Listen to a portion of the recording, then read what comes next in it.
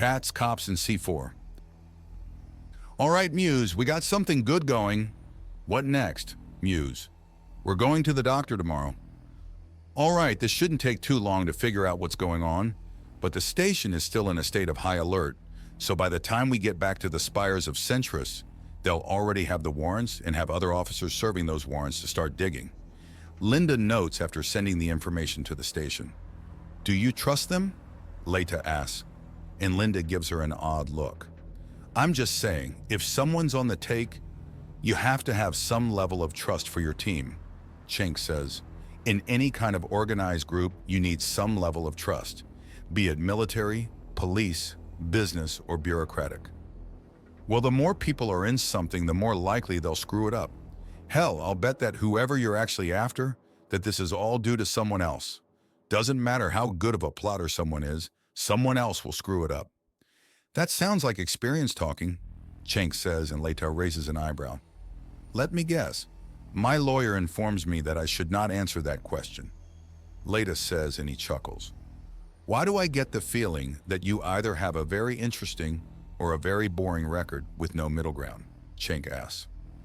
Actually, she is in the middle ground. I recall a bit of talk around the last family reunion about someone getting a few legal gag orders all on her due to finding some things out that were only just the right side of technical for legality.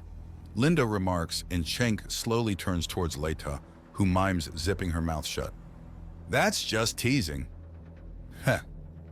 Right. Well, we need to get back to the station now that we have the information. Thanks for all the help, cousin. How close is the actual relation? You don't smell like cousins. Vera says, and Leta and Linda share a look, then a shrug.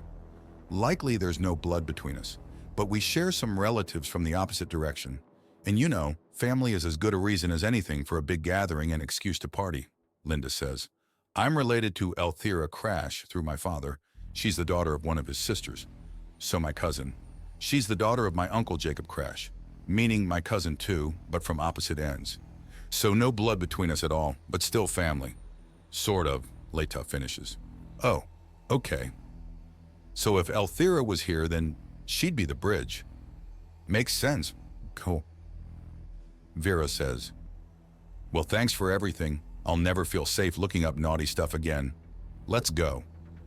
If you find anything else, you can call us. We might not be able to use everything legally, but it's good to know it either way. So long as you stick to what's in your own archives, it's actually completely legal. The information is yours after all, Linda says, and Cenk frowns. Really? There's no non-disclosure contract or anything of the sort? No, the information can be accessed or sold at any point. It's only when things cross into what another company, like a bank, keeps does it become an issue. You can't just hand out credit or account information. But who accessed? That's so legal you could display it on the side of the building. It's like a conversation. Unless it's in a deliberately private setting, there's no expectation of privacy. Really? Cenk asks, already checking through the massive legal app on his communicator. This sounds wrong to him, but it's the result of a lot of court decisions and uncountable cybercrimes. Unless a contact method is stated to be private, there is no expectation of privacy and therefore can be freely accessed by the police without a warrant and publicly displayed. Interesting, Cenk says as he looks up the digital expectations of privacy. If it helps, think of it like judges deciding that they were sick of certain cases and came together to pressure legislation about it to pass. Linda says as Cenk finds what he's looking for, and his jaw drops at what he sees. This is fascinating, and something I need to tell the Undaunted about because, wow, it looks like we might have even less footing than I thought for bringing up the issues around the hack. Oh, that? Yeah, sorry, I was really curious, Leta says, and Cenk gives her a slow look. What? I said sorry, not to mention I was just one girl out of how many trillions? The only reason I hacked at all was because I didn't believe the first swell of information and went in to confirm it. Wow, Cenk notes. So do you have any recommendations on our cybersecurity? Honestly, the sheer volume of bullshit that followed and the fact that certain types of files were no longer being interned onto any system that could be accessed from the outside is about all you can do. The problem with a digital system is that they're designed to be accessible, and no amount of protection you put on them will stop that central focus. If there's any way in, then it can be used to get in without permission. Fingerprint scanners, retinal scanners, microchips, voice activation, DNA sensors. All of them can be bypassed easily with any access to the guts of the machine. If you don't have that, then there are ways of duping or overruling them. Sorry. Don't apologize for hard truths. They're just the truth and must be taken, not avoided. Cenk says, and Leta snorts. Damn, you humans go hard even on the little things. The undaunted do, at any rate. We're the crazy ones that were willing to risk some pretty stupid odds to get what we wanted, Cenk says before he considers and then mentally sighs. A few months ago, he would have gladly put Leta in chains for being one of the women behind the hack. But seeing as how it was not only far too late, but beyond unreasonable, he decides to let it go. It'll be an interesting story and nothing else soon enough. By the time they got back down to the station, the warrants were already delivered, and they had officers at every terminal.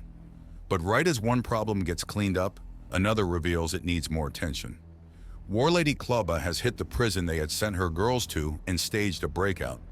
The patrol car swoops from above, a massive brawl is still going on. Klubba is gone, but her leg breakers are still around.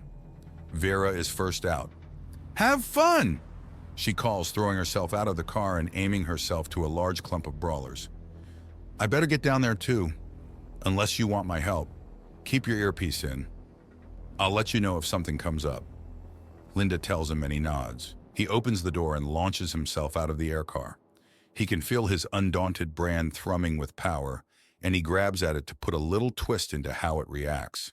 It builds power as he falls, and then he slams into the ground in the middle of a brawling group, letting out a shockwave of kinetic energy as his adjustment caused the inertial energy to convert into a kinetic shockwave, rather than harmlessly dissipate. The Horchka women are scattered like bowling pins being hit by a bomb, and he rises up.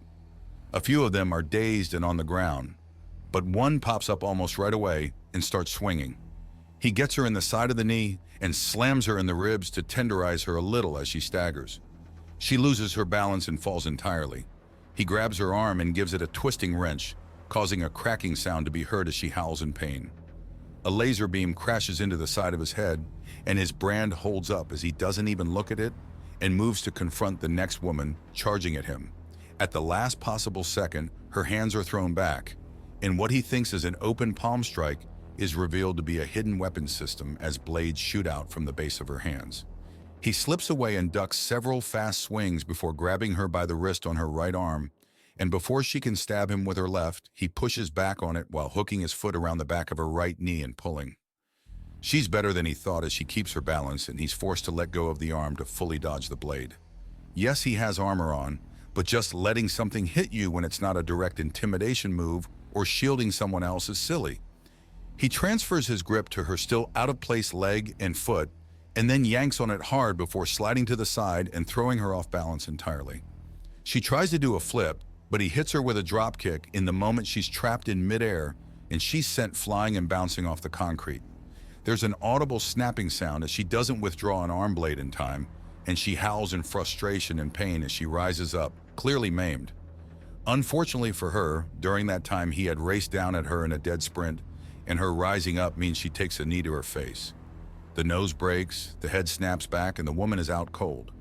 He senses danger and dodges by reflex. Just the laser again, but she's got to be doing something if he's starting to get weirded out by it. He grabs the broken arm blade and rolls to get away from the beam before turning, judging the distance in a split second and launching the chunk of metal like a dart. There's a scream of pain as he's a little off target. He wanted to break the gun, not impale the shooter's hand. He hears a roar and turns to see that Vera is having plenty of fun, but hasn't bothered transforming yet. Which is fair. These are the dregs, trouble to be sure, but just thugs that think flailing around and hitting someone with enhanced strength is all you need to win a fight. He turns his head to the small, tight-of-tusked woman bearing down on him. You're not as quiet as you think. He grabs the fingers of the first hand that reaches him and pulls to the side to use their numbers against them. They stumble into each other, and now that the crashing of the wave is in motion, he goes low and rolls to make it even more of a tripping hazard. And by the time he stands, there's been a massive dog pile on all of nothing.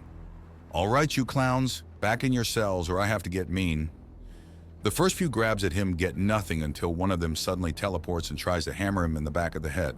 She's taller though, and he bends forward at the waist and hops backwards to grab her around the knee with one arm and clamp on.